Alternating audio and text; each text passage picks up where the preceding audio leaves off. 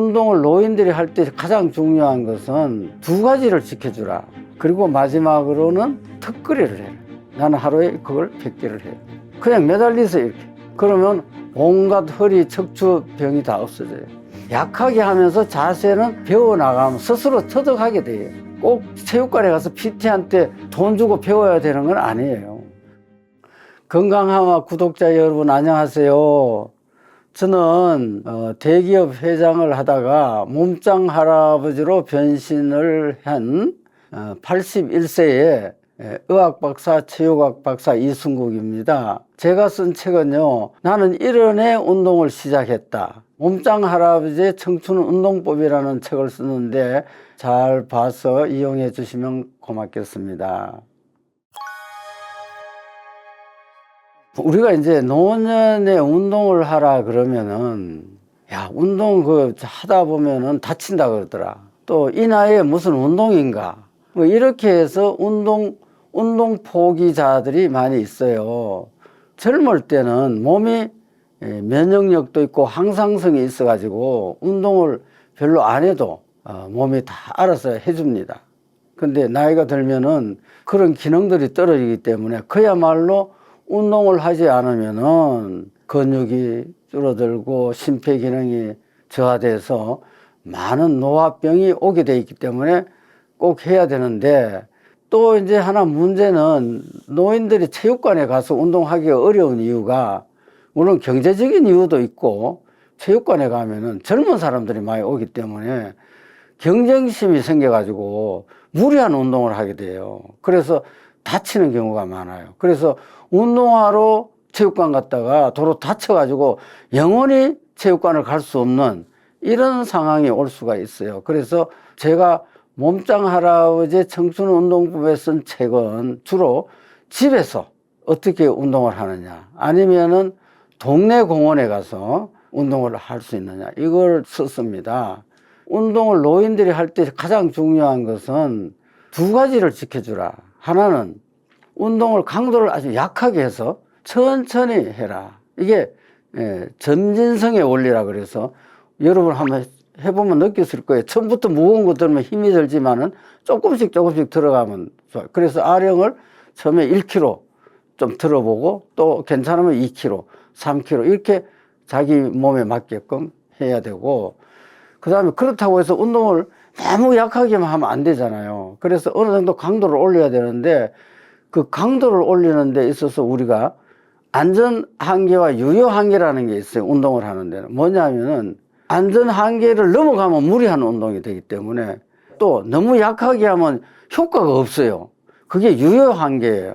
그래서 운동은 그 사이에서 해야 되는데, 그거를 내가 여러분에게 팁을 드린다면은, 내가 하나의 아령을 들어요. 가령 5kg다 이렇게 들고 이렇게 해보는 거예요.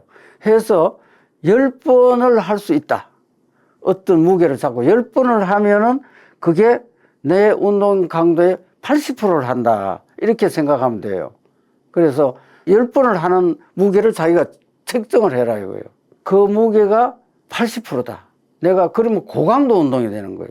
그래서 실제로 그걸 권하지는 않아요. 그런 무게를 자기가 알았으면은 그거를 반으로 잘라서 해라. 그러면 운동 강도가 한 40%, 50% 되죠.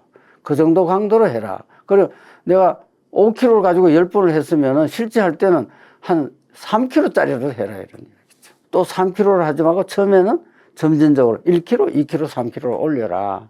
이렇게 해서 하다가 내가 이건 너무 약하다 할 때, 그거는 뭐 한 달이고 두 달 뒤에 그때 천천히 올려라. 그럼 처음부터 이거 5kg 되네 하고 5kg 하다 보면은 관절이 나간다 이거죠. 네, 그래서 그런 팁을 가지고 해야 돼서 나는 책에서 권장한 게, 그런 아령을 가지고 하지 말고 밴드를 가지고 해라. 밴드는 다칠 염려가 없어요. 아령은 하다가 무거우면은 다쳐요. 중량물이기 때문에. 밴드는 하다가 힘들면 놓으면 돼요. 탄력이 있으니까 떨어져 버리니까 다칠 일이 없어요. 그래서 운동은 밴드로 시작해라. 그 다음에 또 하나, 운동을 하는데 한 종류만 하면 되겠어요? 안 되죠. 크게 보면 우리가 몸이 6개로 나눠져요. 자, 가슴 운동을 해야 되고, 또 어깨 운동을 해야 되고, 또 등 운동을 해야 돼요. 또 배 운동을 해야 돼요. 또 다리 운동을 해야 돼. 팔 운동을 해야 돼. 이렇게 6개가 있는데 6개를 고루고루 해야 돼요. 나는 매일 다리 운동만 한다? 그러면 팔이 울잖아요. 같이 사랑해줘야 돼요. 똑같은 강도로 해줘야 되고, 또 팔 근육도 그래요. 여기 이렇게 한번 보세요. 이게 이제 2두근이잖아요. 이게 3두근이잖아요. 그러면 다 해줘야 된다. 이거. 맨날 이것만 하면 어떻게 돼요? 여기가 가만히 안 있죠. 그래서 뒤에 뒤 운동도 이렇게 해주라. 그래서 다 고루고루 해줘야 된다.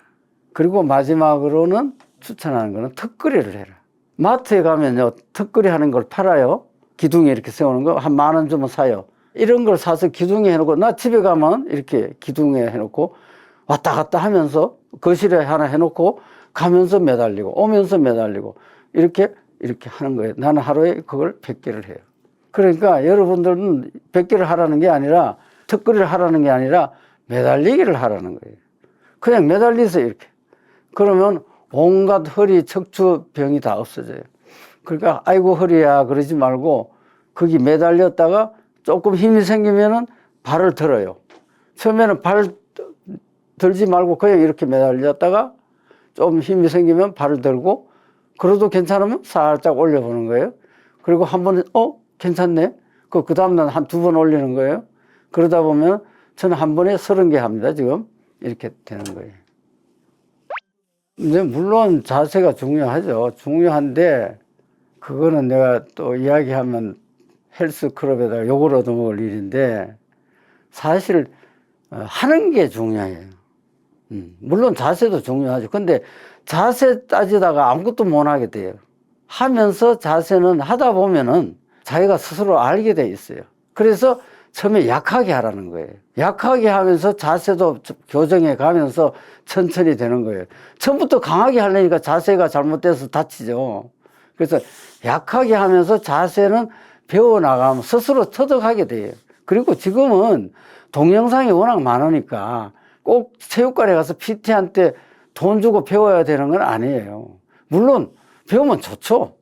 좋으나 그것이 꼭 안 되면 운동을 못 하는 건 아니다, 이런 이야기.